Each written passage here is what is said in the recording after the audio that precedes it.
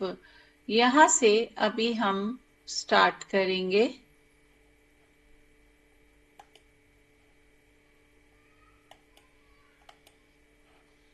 Fluorine संभावित रूप से एक जहरीला तत्व है। हालांकि मानव में दंत क्षय से सुरक्षा प्रदान करने के लिए फ्लोराइड की भूमिका प्रदर्शित की गई है। फ्लोरीन एक गैसीय रासायनिक तत्व है, जबकि इसका आयन फ्लोराइड किसी धातु या गैर धातु या फिर कार्बनिक यौगिक से बंधे फ्लोरीन का बना होता है। प्रकृति और शरीर में फ्लोराइड की प्रधानता है।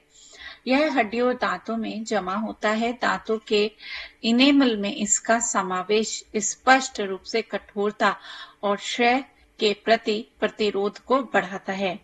यानी कि जो फ्लोराइड है, ये आपकी हड्डियों और दांतों में जमा होता है, और दांतों की जो ऊपर वाली लेयर होती है, इसको हम इनेमल बोलते हैं। इनेमल के अंदर इसका समावेश स्पष्ट रूप से होता है, और जो दांतों को कठोरता प्रदान करता है और क्षय से प्रतिरोधक को बढ़ाता है, मतलब उसको झड़ने से रोकता है दांत को। अधिकांश इसके खाद्य स्रोत क्या हैं? अधिकांश आहारों में फ्लोराइड की प्रमुख स्रोत पानी है, जिसमें खाद्य पदार्थ कुल सेवन का लगभग 25% ही प्रदान करते हैं। इनमें चाय, समुद्री मछली, फ्लोराइड युक्त पानी से बना शिशु फॉर्मूला जो उपयोग के लिए तैयार है, शामिल है। तो फ्लोराइड मुख्यतः पानी में काफी अच्छी मात्रा में पाया जाता है, और खाद्य पदार्थ का कुल सेवन का लगभग 25% प्रदान करते हैं। इसमें चाय, समुद्री मछली, फ्लोराइड युक्त पानी से बना शिशु फॉर्मूला जो ठीक है, ये इसके फ्लोराइड के कुछ सोर्सेज हैं। फ्लोराइड की प्रदर्शित एकमात्र लाभकारी भूमिका बच्चों और वयस्कों में दंत क्षय की व्यापकता और गंभीरता को कम करना है। यानी कि इसका एकमात्र कार्य है दांतों को झड़ने से रोकना। ये इनेमल, जो दांतों के ऊपर एक लेयर होती है इनेमल, उसमें समावेश होता है फ्लोराइड का। तो जब जीवन के आरंभ में दांतों की सड़न को रोकने के लिए भी फ्लोराइड 3 तरीके से कार्य करता है। जब जीवन के आरंभ में दांत निकलने के समय फ्लोराइड दांतों में शामिल हो जाता है, तो फ्लोरेपेटाइन युक्त इनेमल एसिड द्वारा विघटन के प्रति अधिक प्रतिरोधी हो जाता है। दूसरा, चूंकि इनेमल खाद्य एसिड के संपर्क में विखनिजीकृत हो जाता है, फ्लोरीन की उपस्थिति में यह सुनिश्चित करती है कि इनेमल संरचना बनी रहे। फ्लोराइड ग्लाइकोलाइसिस को रोकता है और दांतों पर शर्करा से एसिड गठन को कम करता है, जिस खनिजीकरण और दांतों की सड़न को रोकने में मदद मिलती है। यानी कि देखिए, जो फ्लोराइड है इसका मुख्य कार्य क्या है? तो दांतों की सुरक्षा करना इसका मुख्य कार्य है, पर कैसे कैसे? एक तो ये विघटन से रोकता है। फ्लोरेपेटेंट युक्त इनेमल प्रति जो इनेमल लेयर है उसको ब्रेक डाउन नहीं होने देता इनेमल लेयर को, क्योंकि उसमें ये मिक्स होता है। दूसरा, चूंकि इनेमल खाद्य एसिड के संपर्क में विखनिजीकृत हो जाता है, यानी कि जो इनेमल की लेयर है दांतों के ऊपर, वो बहुत से खाद्य पदार्थों में एसिड होता है, तो उस एसिड के प्रभाव से वो विखनिजीकृत, मतलब उसके मिनरल्स निकल ना जाएं, उसको फ्लोरीन रोकता है। यानी कि इनेमल लेयर के डीमिनरलाइजेशन को रोकता है, जिससे उसकी उपस्थिति सुनिश्चित करती है, इनेमल संरचना बनी रहे। अंत में फ्लोराइड ग्लाइकोलाइसिस को भी रोकता है और दांतों पर शर्करा से एसिड गठन को कम करता है। यानी कि जो दांतों पर शर्करा से एसिड गठन इकट्ठा होना, जो शर्करा का, उसको रोकता है, जिससे इनेमल विखनिजीकरण और दांतों की सड़न को रोकने में मदद मिलती है। ये इसके मुख्य कार्य हैं फ्लोरीन के। अवशोषण कहाँ होता है, भंडारण कहाँ होता है और उत्सर्जन इसका किस प्रकार होता है। घुलनशील फ्लोराइड उच्च सेवन स्तर पर भी जठरांत्र संबंधी मार्ग में लगभग पूरी तरह से अवशोषित हो जाता है। ये जठरांत्र में यानी कि आपके स्टमक में संबंधी मार्ग में लगभग पूरी तरह से इसमें फ्लोराइड के जलीय घोल, टूथपेस्ट में इस्तेमाल होने वाले सोडियम फ्लोराइड और पानी में फ्लोराइडेशन में इस्तेमाल होने वाले सोडियम फ्लोरोसिलिकेट शामिल हैं। आपने बहुत बार देखा होगा कि टूथपेस्ट पे भी ये बताया जाता है कि ये इसमें फ्लोराइड प्रेजेंट है, यानी कि दांतों के इनेमल लेयर को ये जो है डिस्ट्रॉय होने से रोकता है। वीक खनिजीकरण डिसमिनरलाइजेशन को तो इस पानी में फ्लोराइडेशन में इस्तेमाल होने वाले सोडियम फ्लोरोसिलिकेट शामिल है। एक बार अवशोषित होने के बाद फ्लोराइड मुख्य रूप से कैल्सिफाइड ऊतकों में वितरण के लिए रक्त में चला जाता है। तो इसका एब्जॉर्प्शन जठरांत्र में होने के बाद फिर ये जो है मुख्य ब्लड में चला जाता है। अधिकांश आयनिक फ्लोराइड हड्डी और विकासशील दांतों में प्रवेश करता है, तो इसका मुख्य कार्य हड्डी और दांतों में ही है। प्रतिदिन अवशोषित फ्लोराइड का लगभग आधा हिस्सा 24 घंटे के भीतर कंकाल या दांतों में जमा हो जाता है। शरीर में लगभग 99% फ्लोराइड कैल्सिफाइड ऊतकों में होता है। तो जो कैल्सिफाइड टिश्यू हैं उनके अंदर 99% जो फ्लोराइड है वो प्रेजेंट होता है।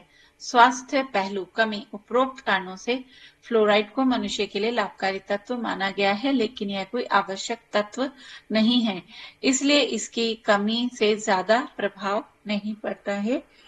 पीने के पानी में फ्लोराइड का स्तर 0.7 से 1.2 मिलीग्राम पर लीटर सुरक्षित माना गया है। विषाक्तता यानी कि इसके क्या नुकसान, टॉक्सिसिटी हो सकती है।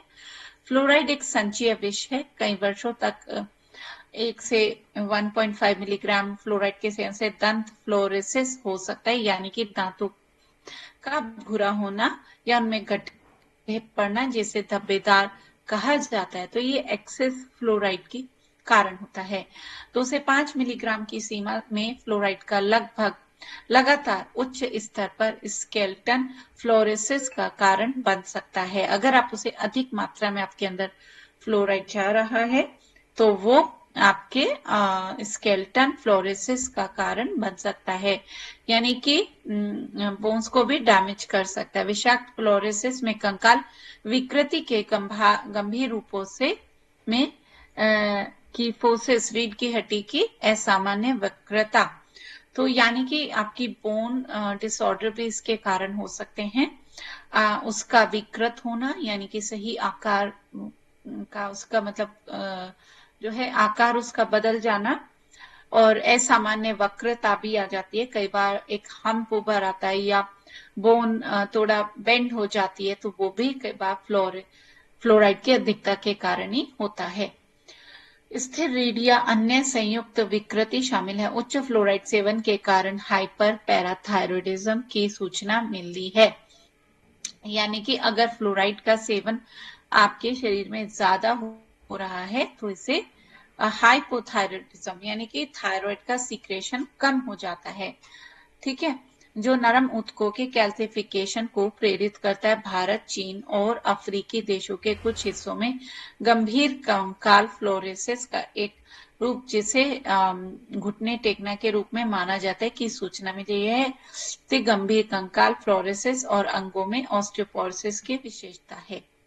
ठीक है, तो फ्लोराइड के अधिकता के कारण कई बार बोन से जुड़ी बहुत सारी प्रॉब्लम्स आपको हो सकती हैं। ठीक है, और थायराइड का इम्बैलेंस होना, बोन से रिलेटेड प्रॉब्लम, दांतों की प्रॉब्लम, ये कुछ प्रॉब्लम है जो फ्लोराइड की अधिकता के कारण ही होती हैं। भोजन के अन्य घटक, कार्बोहाइड्रेट, प्रोटीन, वसा जैसे मुख्य पोषक तत्वों और विटामिन और खनिजों जैसे छोटे पोषक तत्वों के अलावा भोजन के कुछ और घटक हैं जो भोजन और पोषक तत्वों के पाचन, अवशोषण और आत्मसात करने और शरीर से अपशिष्ट पदार्थों के उत्सर्जन में मदद करते हैं। वे पानी और आहार फाइबर हैं। तो यानी कि कार्बोहाइड्रेट, प्रोटीन और फैट जैसे मुख्य पोषक पदार्थ तो है ही, साथ में विटामिन और खनिज लवण जैसे छोटे जो के अलावा भोजन के कुछ और घटक हैं जो भोजन और पोषक तत्वों के अवशोषण आत्मसात करने या फिर उसके एक्सक्रीशन में मदद करते हैं, जो पानी है और फाइबर है।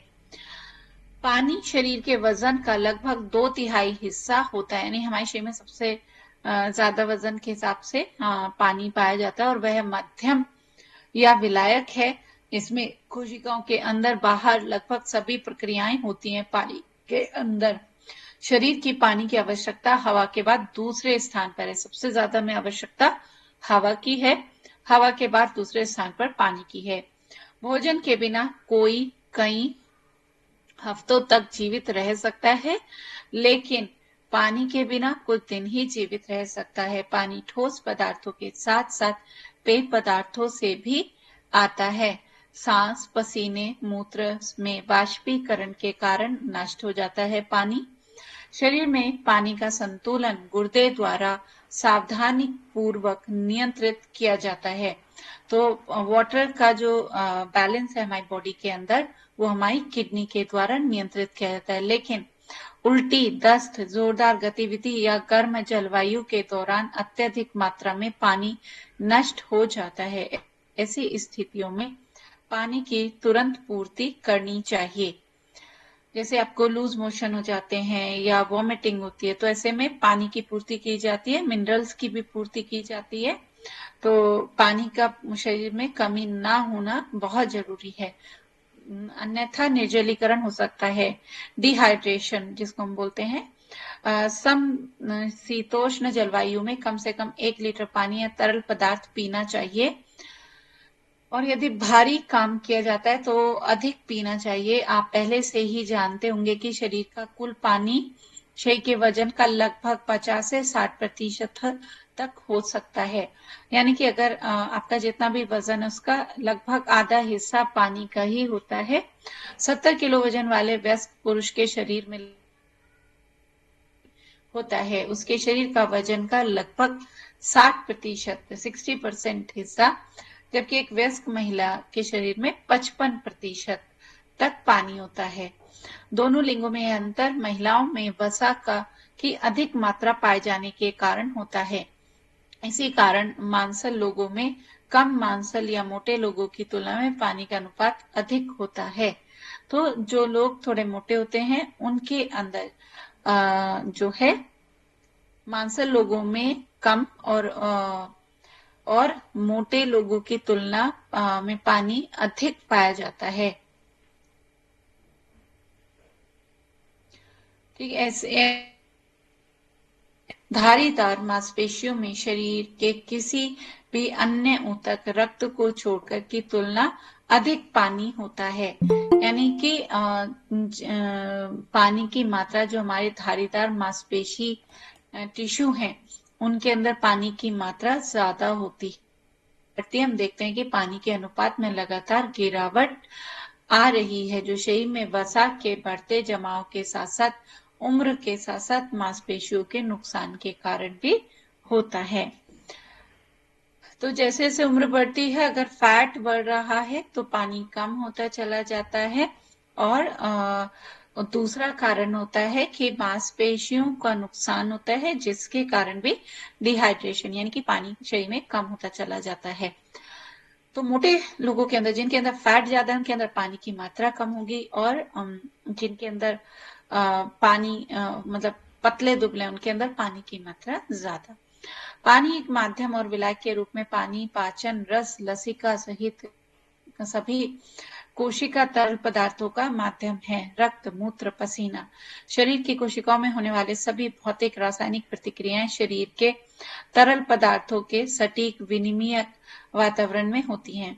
यानी कि आपके रक्त में भी पानी है, मूत्र में, पसीने में, हर जगह एक माध्यम होता है। कोशिका के अंदर भी पानी तरल पदार्थ पाए जाते हैं और बाहर शरीर की कोशिकाओं में होने वाली सभी भौतिक रासायनिक प्रतिक्रियाएं शरीर के तरल पदार्थों के सटीक विनिमयक वातावरण में ही होती हैं। यानी कि सारी जो प्रक्रियाएं हैं वो अंदर एक अच्छे तरल पदार्थ में होती हैं। पानी का माध्यम अच्छा होना चाहिए। पानी कई आवश्यक प्रतिक्रियाओं में प्रवेश करता है, जैसे कि हाइड्रोलिसिस जो पाचन में होता है, ऊर्जा देने वाले पोषक तत्वों के ऑक्सीकरण में भी पानी अंतिम उत्पाद होता है। जो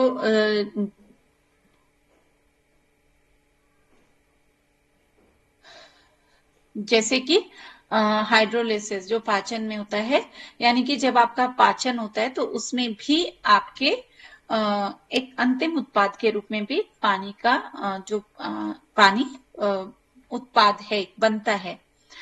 स्नेहक के रूप में पानी सभी तरल पदार्थों में चिकनाई होती है, क्योंकि वे ठोस पदार्थों को एक दूसरे के ऊपर फिसलने में आसान बनाते हैं। जल आधारित तरल पदार्थ शरीर के विभिन्न हिस्सों में स्नेहक के रूप में कार्य करते हैं, विशेष रूप से जोड़ों के भीतर, जहां श्लेष द्रव गति को आसान बनाता है और उपस्थिति और हड्डी में टूट फूट को कम करता है। तो लुब्रिकेशन के लिए भी आपको पानी की आवश्यकता होती है। चिकनाई बनाए रखने में सभी तरल पदार्थों में चिकनाई होती है, क्योंकि ठोस पदार्थों को एक दूसरे के ऊपर फिसलने में आसान बनाते हैं। ठीक है, तो उसके अंदर चिकनाई। जल आधारित तरल पदार्थ शरीर के विभिन्न हिस्सों में स्नेहक के रूप में भी कार्य करते हैं, लुब्रिकेंट के रूप में भी कार्य करते हैं, विशेष रूप से जोड़ों के भीतर, जहां जोड़ हैं, जॉइंट्स हैं, उनके भीतर, जहां श्लेष्म द्रव गति को आसान बनाता है वहां, और उपस्थिति और हड्डी में टूट फूट को कम करता है। ये पानी का कार्य है आपकी जोड़ों के अंदर भी। तापमान नियामक के रूप में पानी का कैसे कार्य है? पानी पूरे शरीर में गर्मी के वितरण और शरीर के तापमान के नियमन में महत्वपूर्ण भूमिका निभाता है। कड़ी मेहनत करने के बाद या फिर तेज गर्मी के संपर्क में आने पर बुखार या केवल ऊर्जा देने वाले पोषक तत्वों के मेटाबॉलिज्म के कारण शरीर में गर्मी उत्पन्न होती है। शरीर में गर्मी के नुकसान का सबसे प्रभावी मार्ग त्वचा की सतह से पसीने के रूप में पानी का वाष्पीकरण है। यानी कि अगर आप बहुत ज्यादा मेहनत करते हैं तब भी वाष्पीकरण होता है पानी का। गर्मी के संपर्क में अगर जैसे आप बहुत ज्यादा गर्मी में है तो तब भी आपका इवेपोरेशन होता है, पानी का वो जो है वाष्पीकरण होता है। तेज बुखार हो या फिर आप केवल ऊर्जा देने कार्बोहाइड्रेट और फैट ही ले रहे हैं तो उनके मेटाबॉलिज्म से भी गर्मी उत्पन्न होती है। शरीर में गर्मी के नुकसान का सबसे प्रभावी मार्ग त्वचा की सतह से पसीने के रूप में पानी का वाष्पीकरण है। तो जब जैसे आपके शरीर में गर्मी बढ़ती है तो पसीना आता है और पसीने के रूप में पानी का शरीर से वाष्पीकरण होता है। तो आहार खनिजों के स्रोत में रूप में पानी। हालांकि पानी केवल ऑक्सीजन और हाइड्रोजन से बना होता है। जो पानी हम पीते हैं या भोजन तैयार करने में उपयोग करते हैं उसमें कैल्शियम, मैग्नीशियम, जस्ता, तांबा, फ्लोराइड जैसे खनिज महत्वपूर्ण मात्रा में हो सकते हैं। तो जो पानी हम पीते हैं जिसमें खाना बनाते हैं तो उसमें ये मिनरल्स मुख्यतः होते हैं, जैसे क्लोराइड, मैग्नीशियम, कॉपर, फ्लोराइड, ये सब मुख्य रूप से पाए जाने वाले खनिज हैं, पानी के अंदर पाए जाते हैं। पानी के स्रोत और पानी के उपचार के आधार पर अलग अलग होंगे। जबकि कठोर जल में मैग्नीशियम और कैल्शियम होगा, शीतल जल में सोडियम हो सकता है। तो पानी किस प्रकार का है उसके आधार पर मिनरल्स अलग अलग हो सकते हैं। कठोर जल में मैग्नीशियम और कैल्शियम काफी मात्रा में होता है। शीतल जल में सोडियम की मात्रा भी हो सकती है। तो शरीर में जल वितरण। शरीर के भीतर पानी दो मुख्य भागों में पाया जाता है, इंट्रासेलुलर यानी कोशिका के अंदर, और बाह्य कोशिका यानी कि एक्स्ट्रासेलुलर या फिर कोशिका के बाहर। इंट्रासेलुलर फ्लूइड या कोशिका के भीतर का पानी शरीर के कुल वजन का 40 से 45% बनता है। यानी कि जो मेन पानी है वो सेल्स के अंदर ही पाया जाता है। चूंकि शरीर की कोशिकाएं विशाल चयापचय गतिविधि का स्थल है, क्योंकि सारी मेटाबॉलिज्म जो प्रोसेस है वो सेल्स के अंदर ही होती हैं। इसलिए इसमें कोई आश्चर्य की बात नहीं कि शरीर की कोशिकाओं के अंदर कुल पानी कोशिकाओं के बाहर की मात्रा में लगभग दुगना होता है। यानी कि सेल्स के बाहर जितना पानी पाया जाता है उसके लगभग दुगना पानी सेल्स के अंदर होता है। इसमें पोटेशियम और मैग्नीशियम की मात्रा अधिक होती है और सोडियम और क्लोराइड आयन की मात्रा कम होती है। जैसे कि आपने चित्र 6.2 में देखा होगा, बाह्य कोशिका द्रव डिब्बे को कई छोटे डिब्बों में विभाजित किया गया है, जिसमें शामिल है प्लाज्मा, इंट्रावेस्क्युलर द्रव और तो इस तरीके से अंतर कोशिकीय द्रव होते हैं, ट्रांससेलुलर द्रव डिब्बे। तो ये सब अलग अलग अभी हम इसमें देखेंगे किस तरीके से पानी का विभाजन होता है सेल्स के अंदर। पानी की गति मुख्य रूप से शरीर में घोल में अकार्बनिक आयनों द्वारा उत्पन्न ऑस्मोटिक दबाव द्वारा नियंत्रित होती है। ऑस्मोटिक दबाव कोशिका झिल्ली पर घोल में बहने वाले पानी या विलायक द्वारा लगाए गए दबाव को संदर्भित करता है। इंट्रासेलुलर तरल पदार्थ का ऑस्मोटिक दबाव, जिसमें पोटेशियम की सामग्री का कार्य है, जो इंट्रासेलुलर तरल पदार्थ में प्रमुख धनायन है। इसके विपरीत बाह्य कोशिका द्रव में ऑस्मोटिक दबाव को सोडियम की सामग्री के सापेक्ष माना गया, जहां बाह्य कोशिका द्रव में मौजूद प्रमुख धनायन है और पोटेशियम आयनों के वितरण में विभिन्न डिब्बों के बीच पानी के बदलाव का मुख्य कारण है। शेष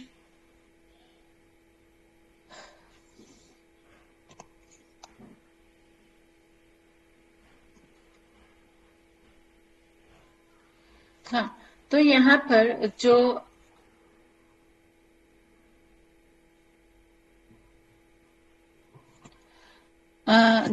पानी का मूवमेंट है, तो वो हायर ऑस्मोटिक प्रेशर से लोअर ऑस्मोटिक प्रेशर की तरफ होता है।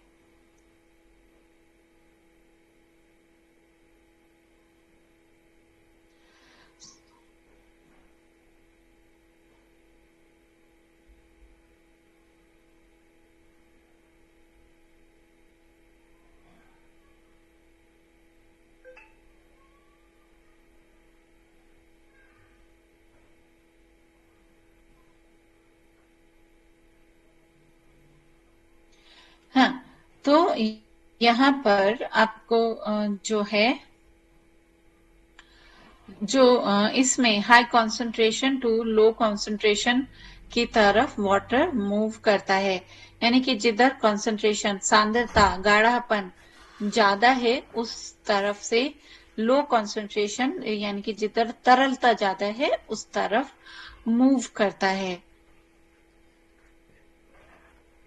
तो यहाँ पर जल के कार्य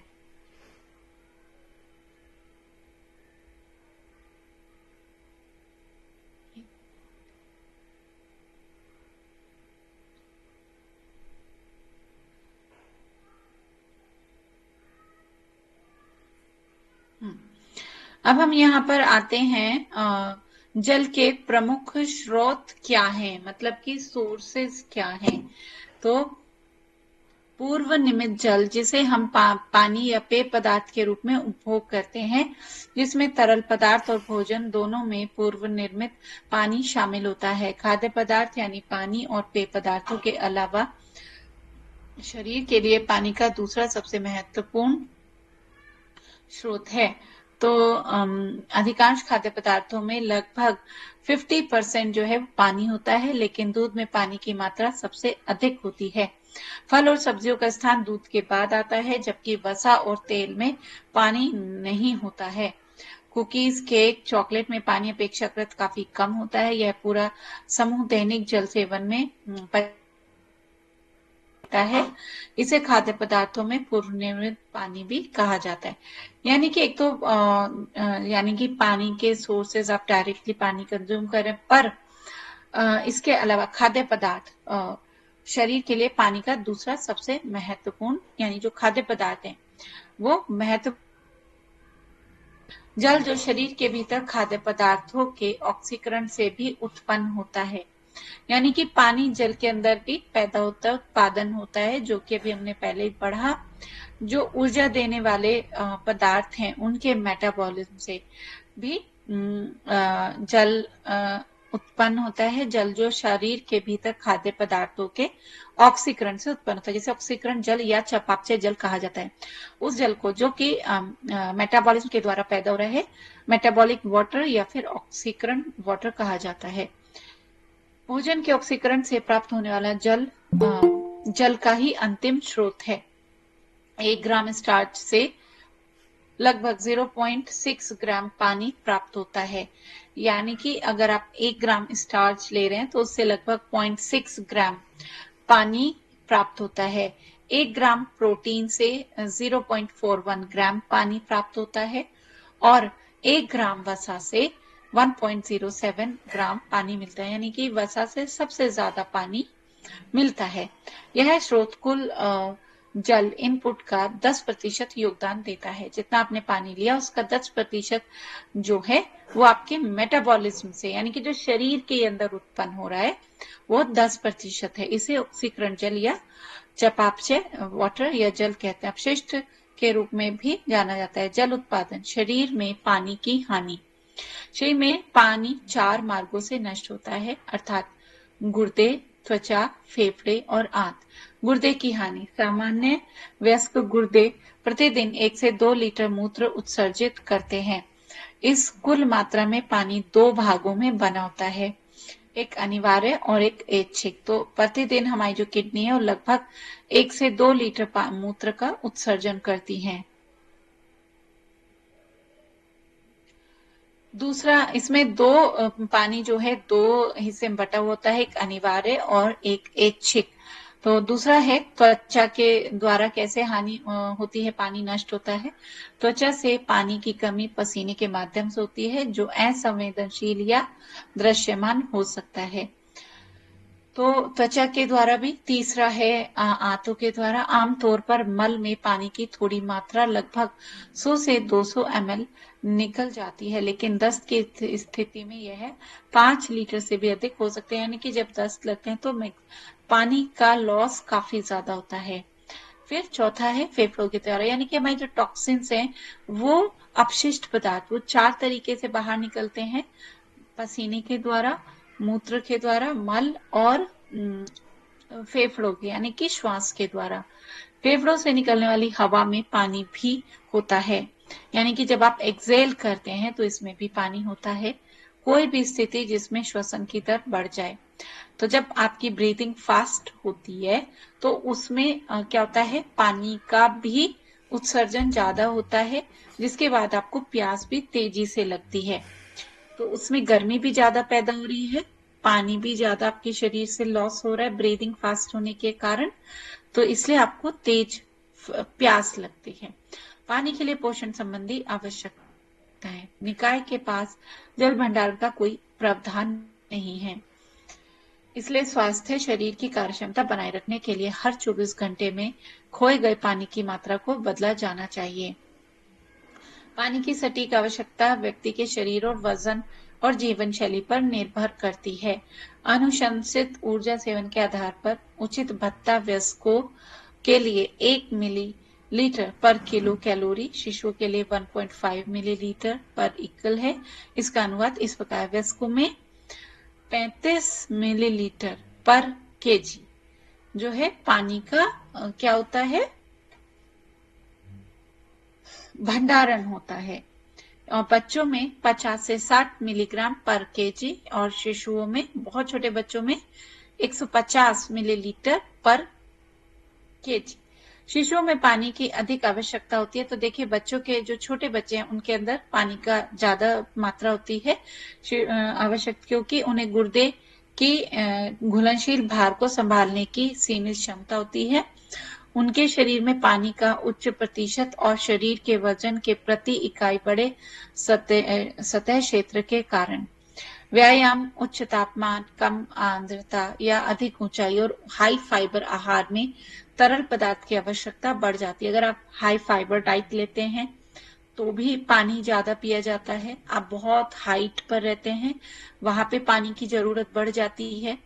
आप बहुत हाई टेम्परेचर में, बहुत गर्मी वाले स्थान पे, वहां भी पानी की आवश्यकता बढ़ जाती है। बहुत ज्यादा एक्सरसाइज करते हैं, वहां पे भी पानी की आवश्यकता बढ़ जाती है।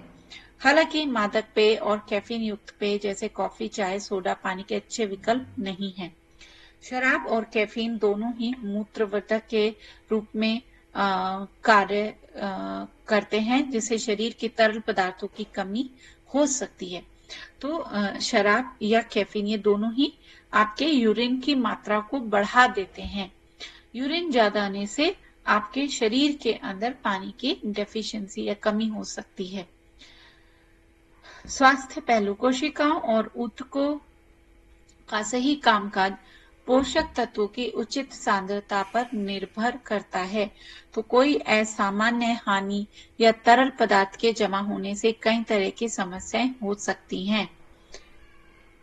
निर्जलीकरण, निर्जलीकरण को शरीर में पानी की अधिक कमी के रूप में परिभाषित किया गया है। यह अपर्याप्त सेवन या शरीर में पानी की असामान्य कमी या दोनों संयोजन के कारण हो सकता है। डिहाइड्रेशन के कारण अलग अलग हो सकते हैं। इसके लक्षण क्या हैं?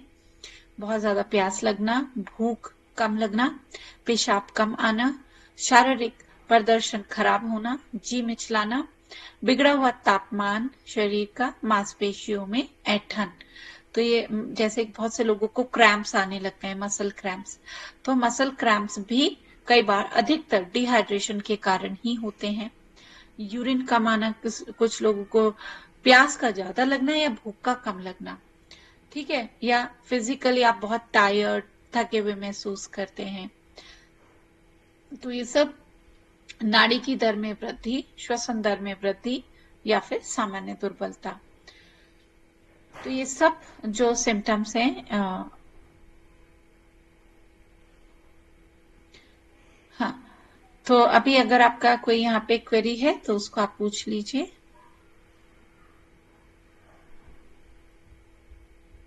मैम, पहाड़ों पे रहने के टाइम में पानी क्यों ज्यादा लगता है? क्या रीजन होता है? वहां पर जो धूप होती है बहुत तेज होती है, जिसमें इवेपोरेशन ज्यादा होता है वाटर का। तो इसलिए आप हाइट पर जाएंगे तो वहां पर आपके ब्रीथिंग भी होती है फास्ट, एंड आपका जो एक इवेपोरेशन है वो बढ़ने की वजह से आपकी पानी की मात्रा भी बढ़ जाती है। Thank you.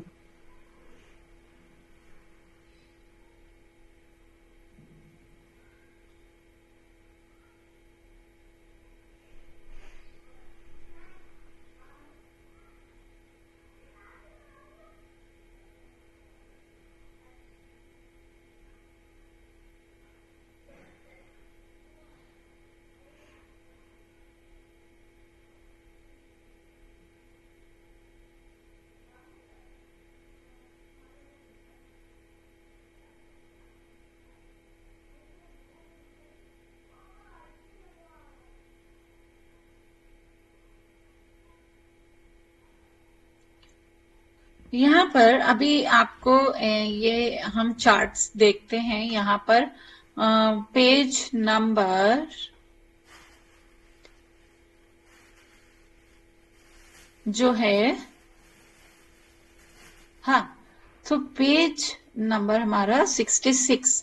तो यहाँ पे कुछ चार्ट्स दिए गए हैं, इनको देखते हैं। तो फर्स्ट जो पहला चार्ट है वो विटामिन ए के लिए अनुशंसित आहार भत्ते। तो यहाँ पर विटामिन ए के लिए किसको कितनी मात्रा चाहिए होती है वो चार्ट्स यहाँ पे दिए गए हैं। आदमी और महिला के लिए कितनी मात्रा, 600 mcg पर डे, और रेटिनोल एंड बी, जो बी कैरोटीन है, इनकी मात्राएं गर्भावस्था के दौरान मात्रा बढ़ जाती है। बचपन में कितनी मात्रा चाहिए, 0 to 6 मंथ में एंड 6 to 12 मंथ्स में। बच्चे बड़े होने पर कितनी इनकी आवश्यकता होती है, और लगभग जब टीनेजर से 10 से 12 साल के बच्चे होते हैं तब से रिक्वायरमेंट ऑलमोस्ट सेम हो जाती है वयस्क या एडल्ट्स के लिए भी। सिर्फ बच्चों में इसकी मात्रा कम चाहिए होती है।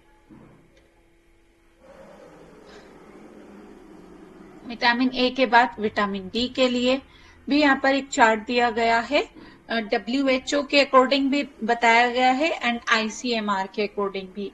तो दोनों के अलग अलग जो है सजेस्ट करते हैं कितनी रिक्वायरमेंट होती है। तो ICMR आप समझ सकते हैं कि इंडियन जो रिक्वायरमेंट है उसके अकॉर्डिंग, एंड WHO एक कॉमन पूरा वर्ल्ड वाइड इसको सजेस्ट किया जाता है।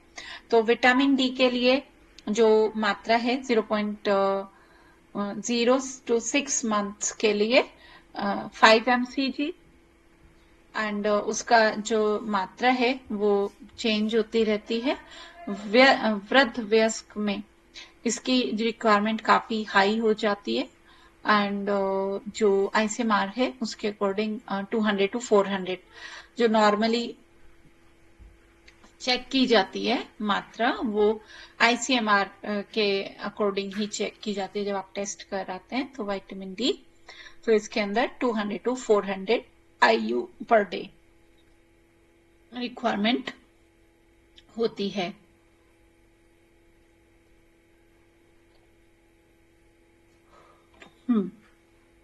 ऑलमोस्ट सेम सजेस्ट की गई है, सिर्फ ओल्ड एज में विटामिन डी की जो रिक्वायरमेंट है वो हाई हो जाती है। इसके बाद विटामिन के लिए भी यहाँ पर चार्ट दिया गया है। तो बच्चों के अंदर इसका रिक्वायरमेंट काफी कम होता है। जैसे जैसे एज बढ़ती है तो विटामिन के का रिक्वायरमेंट बढ़ता चला जाता है।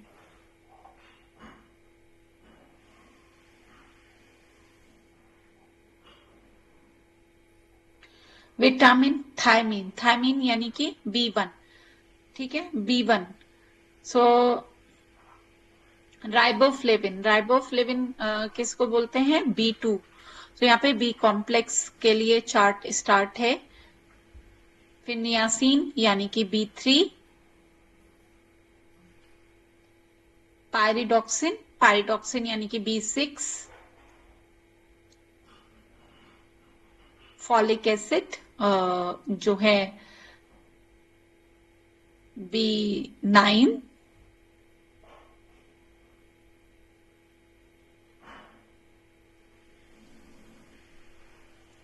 इसको अभी हम आगे चलकर विटामिन सी के लिए भी यहाँ पे चार्ट दिया गया है। हाँ, वसा में घुलनशील विटामिन का सारांश, vitamin sources and function. Vitamin इस चार्ट में आ जाएंगे। वसा में घुलनशील विटामिन का सारांश। तो वसा में जो घुलनशील हैं वो है विटामिन ए, डी, ई और के। सो यहाँ पर आपको विटामिन ए के लिए जो सोर्सेज हैं, रेटिनोल, तो यहाँ पे एक कॉमन चार्ट दिया गया है। रेटिनॉल लीवर, अंडे की जर्दी, क्रीम, मक्खन, घी, दूध एंड बी, दो रूप में होता है जो विटामिन ए है, एक तो रेटिनॉल, दूसरा बी कैरोटीन के रूप में। तो जो कैरोटीन है वो जो जैसे मैंने आपको बताया था कि जितने येलो या नारंगी कलर के फल, पत्तीदार सब्जी, इन सब के अंदर कैरोटीन प्रेजेंट होता है। जितनी ग्रीन लीफी वेजिटेबल्स होती हैं या पीली और नारंगी सब्जियां होती हैं उनके अंदर भरपूर मात्रा में कैरोटीन होता है, जो कि विटामिन ए का काफी अच्छा सोर्स है और विटामिन ए में कन्वर्ट हो जाता है। ठीक है। रेटिनोल, रेटिनोल किन चीजों में होता है? लीवर, अंडे की जर्दी, क्रीम, मक्खन, घी। तो ये रेटिनोल के सोर्स हुए और कैरोटीन के सोर्स अलग होंगे। इसी के साथ साथ जैसे बथुआ है, अभी विंटर्स के टाइम पे बथुआ काफी मात्रा में आता है, तो बथुए के अंदर भी भरपूर मात्रा में विटामिन ए यानी कि कैरोटीन, ठीक है, जो ग्रीन लीफी वेजिटेबल्स हैं वो पाया जाता है। और तो इसलिए बथुआ आपको जरूर खाना चाहिए। इसका काम क्या है? उपकला, ऊतकों के स्वास्थ्य का रखरखाव करना। और किसका? रेटिनोल का। मंद प्रकाश, और कैरोटीन का काम है मंद प्रकाश में दृष्टि, कंकाल और कोमल ऊतकों का विकास करना। विटामिन डी किन में पाया जाता है? त्वचा पर सूर्य की प्रकाश की जो किरणें पड़ती हैं उसकी क्रिया के द्वारा विटामिन डी का बनना, और खाने के खाद्य पदार्थ में क्या क्या सोर्सेज हैं? अंडे, मक्खन, मछली के जिगर का तेल जैसे पशु खाद्य पदार्थ। संक्रमण के प्रति प्रतिरोध, कैल्शियम और फास्फोरस का अवशोषण इसके कार्य। हड्डियों में कैल्शियम और फास्फोरस का जमाव। विटामिन ई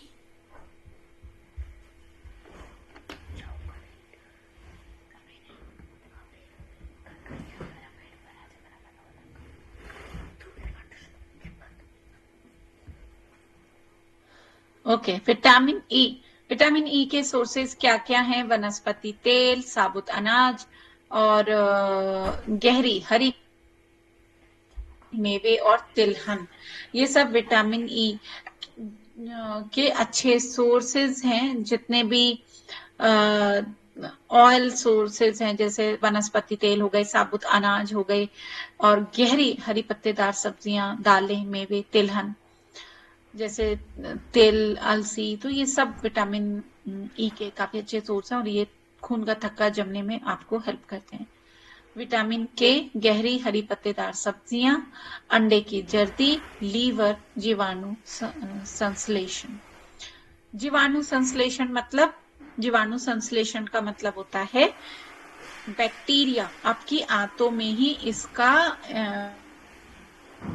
जैसे बहुत सारे विटामिन ऐसे होते हैं जिनका सिंथेसिस आपके अंदर ही होता है, आप उन्हें बाहर से लेने की जरूरत नहीं होती। तो शरीर के अंदर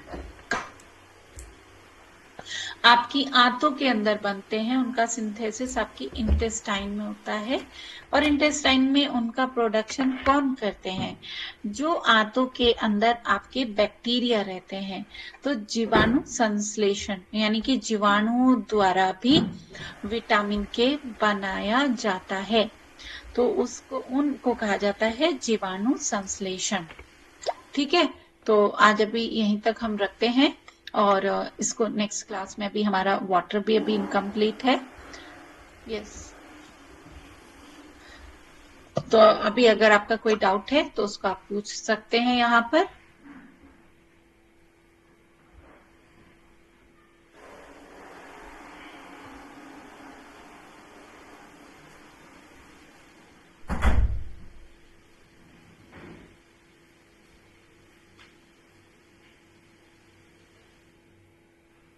तो चलिए अभी हम यहाँ पर क्लास को एंड करेंगे।